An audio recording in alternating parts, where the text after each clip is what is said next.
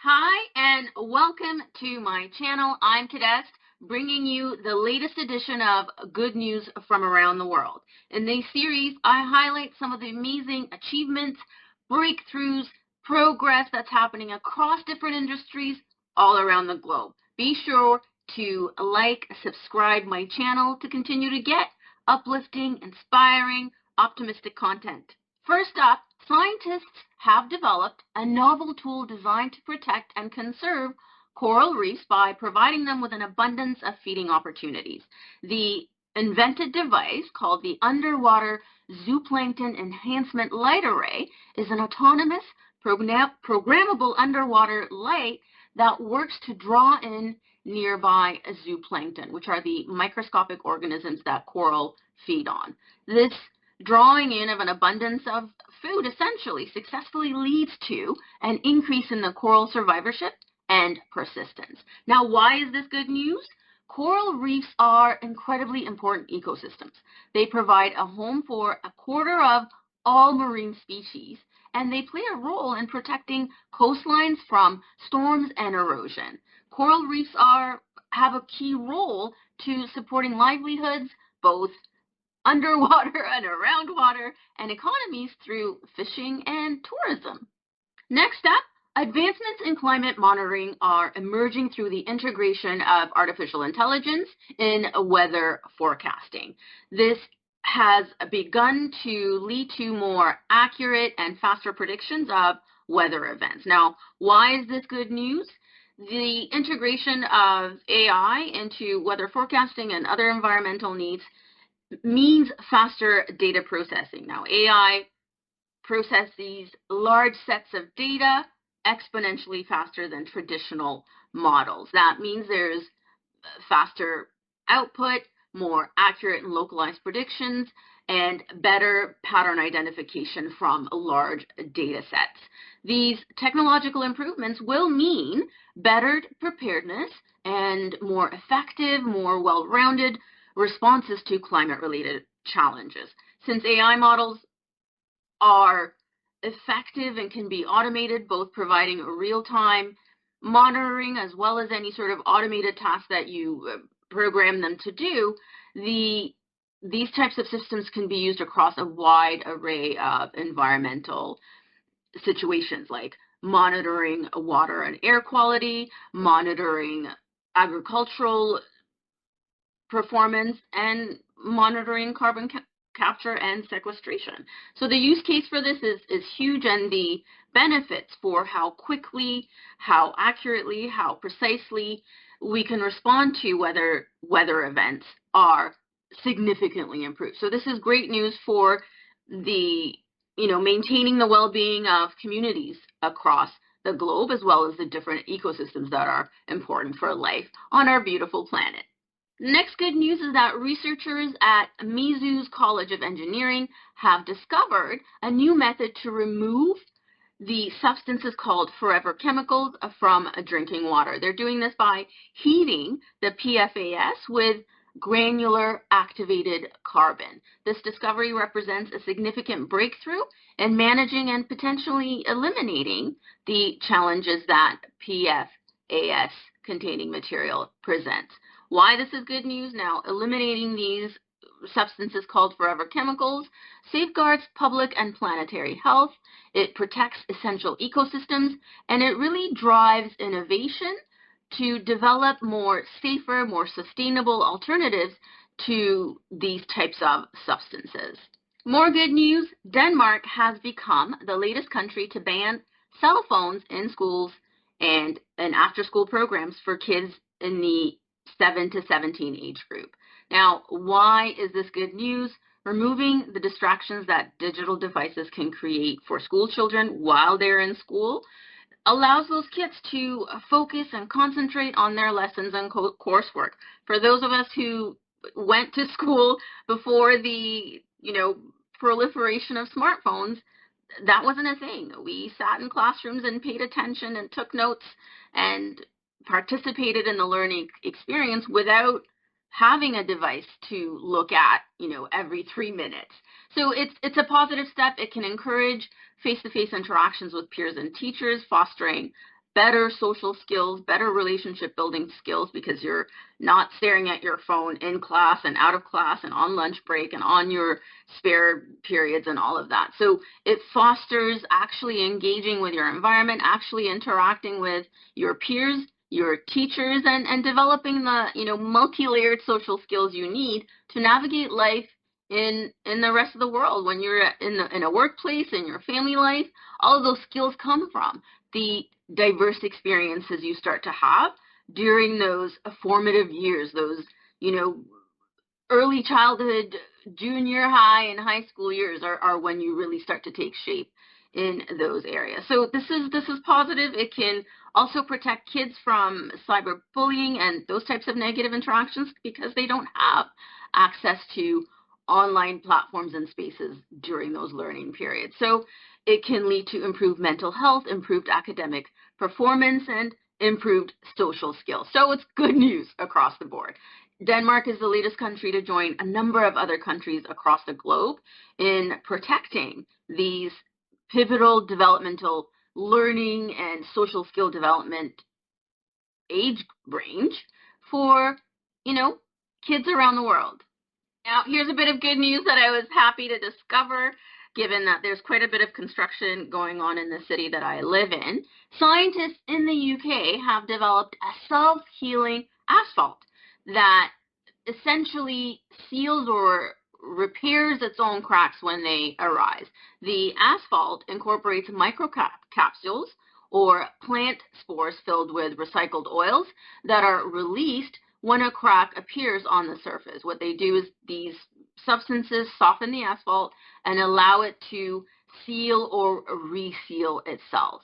Why this is good news? Now, this obviously extends the lifespan of the road's usable life. It creates more resilient roads. It also reduces consumption of raw materials, energy, and fuel, because you're no longer having to regularly exert these resources to repair cracks in the road. So this contributes to lower carbon emissions and waste. The less frequent and less extensive repairs also reduces maintenance costs, so it's good for your city's budget, and it improves road safety for drivers, cyclists, and pedestrians, because there's no potholes or cracks in the road that can become an issue. So there's lots of benefits, including less road work and traffic disruptions. In some good news from space, an international team has discovered or has confirmed the discovery of a super-Earth orbiting in the habitable zone of a nearby Sun-like star. The new planet, named HD 20794d, has a mass that's 6 times that of our Earth and orbits a star similar to our own sun. This newly discovered exoplanet is located just 20 light years away, so its location means that it's ideal for future exploration and research missions. Its orbit places it in the habitable zone of the system, meaning it's at the right distance from the star, from the sun-like star, to sustain liquid water on its surface, which is a key ingredient for the existence of life as we know it. So for questions around, is there life on other planets, these are the ideal types of Earth-like systems to explore to answer those questions. So why is this good news? So obviously the exoplanet, as I mentioned, is considered to be relatively close to our own solar system. So whether it's observing it through telescopes or, planning a future space mission when we get to that level of development, it's close enough for us to be able to study, explore, and understand its atmosphere and indicators of potential life. So both for future missions and research and expanding our knowledge of how life develops on Earth-like systems, the discovery of this planet is good news. In nature conservation news, the eastern monarch butterfly population has nearly doubled in 2025, thanks to local communities, the World Wildlife Fund for Nature, and the government of Mexico working to conserve the forest that gives this species the opportunity to thrive. Although the population is below historical levels, this increase, this doubling, provides encouragement for the effectiveness of continued conservation efforts. Now, why is this good news? Monarchs, which are important pollinators, are considered as an indicator species that can reflect the overall health of the ecosystems that they inhabit. So when monarchs are thriving, it's usually an indication that the environment is supporting a diverse range of plant and animal life. So they're a great gauge for the diverse wellness of plant and wildlife in the environments that they inhabit. So their doubling is a good indicator of a healthy or a beginning to flourish type of ecosystem. So hopefully they'll continue to increase to levels that really reflect a thriving ecosystems in these areas. Good, promising news in the health sector. A decade of research from universities and research institutes around the globe, which include the US, Scotland, China, and other regions across the planet, shows that a non-invasive gamma stimulation process can improve brain health. Stimulation of the brain's 40 hertz gamma frequency has generated consistent beneficial effects across different research studies in animals and clinical trials in human beings. So researchers have seen improvements in different types of neurological diseases like Alzheimer's, where after treatment, the individuals in the clinical trials, I'm talking about the human research studies, show improvements in several cognitive functions like improved memory, the sort of reduction in any kind of atrophy of brain functionality, and overall improvements in different areas of memory and cognitive function. So the discovery, the ongoing research of this non-invasive approach to treating neurological diseases is showing some really good promise in these clinical trials. So the diseases like Alzheimer's could potentially have a lasting solution through this non-invasive avenue of treatment. So why is this good news? As I've said several times, it's a non-invasive, safe, and effective approach in these clinical trials.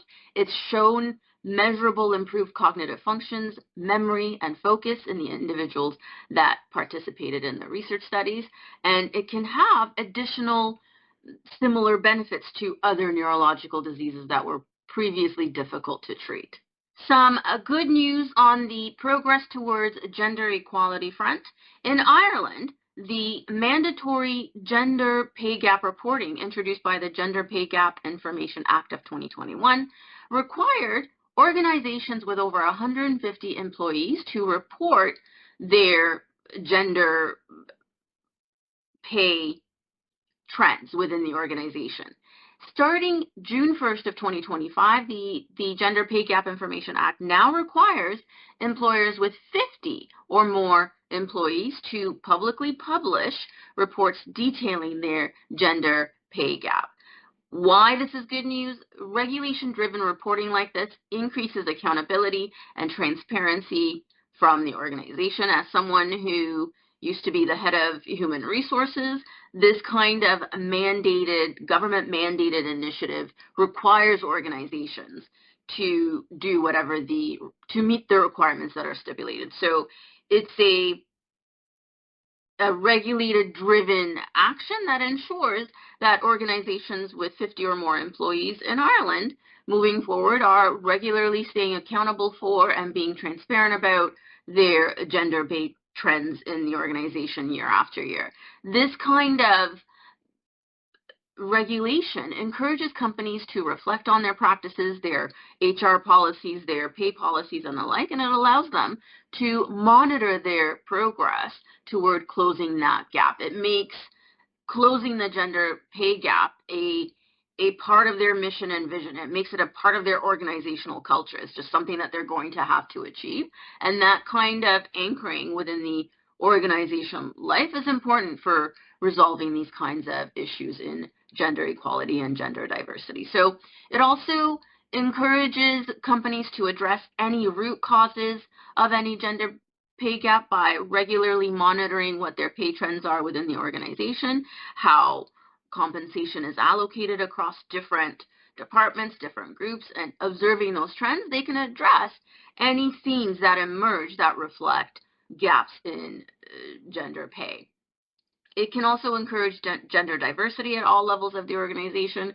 If the C-suite or the executive level of an organization looks like it's predominantly male, that will be evident in, the high end of the compensation scale reflecting just men. And that's something that the organization would have to correct. So it really brings a level of transparency and sort of an objective view into the current organizational habits that may have just been there because of historical trends and biases or what have you. So this kind of regulated annual reporting that they have to submit and make their gender pay gap public can encourage them on multiple levels to really promote the creation of a more equitable workforce. Now, these types of reporting requirements are a step toward preparing for the EU Pay Transparency Directive, which was adopted in 2023, and the EU-wide Pay Transparency Directive aims to strengthen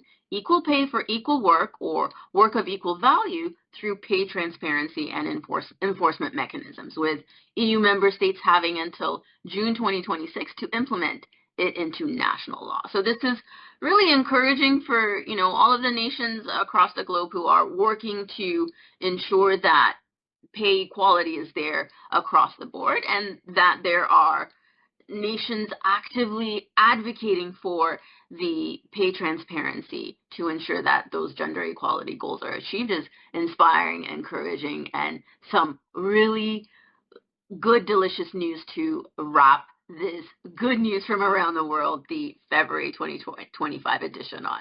So there you have it, the latest edition on good news from around the world, the February 2025 edition.